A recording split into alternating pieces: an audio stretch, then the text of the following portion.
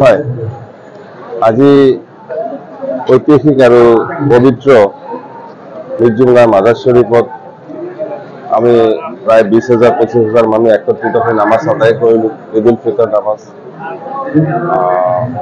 এই সুযোগতেই বিশ্ববাসীৰ বাবে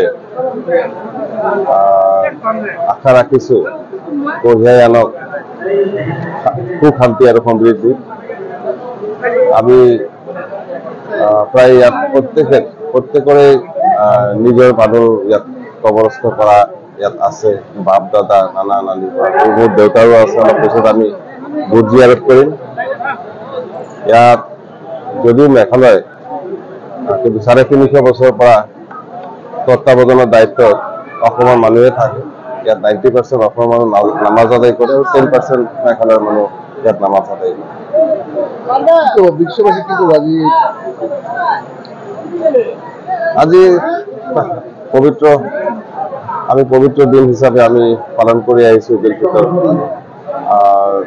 দেশৰ বিভিন্ন স্থানত থাকিলেও আজিৰ দিনটোত ইয়াত সমবেত হয় সকলোৱে, আৰু সদায় আমি নিশ্চয় আশা ৰাখিম যাতে সুখ সমৃদ্ধি আৰু ভাতৃত্ববোধ বজাই থাকে।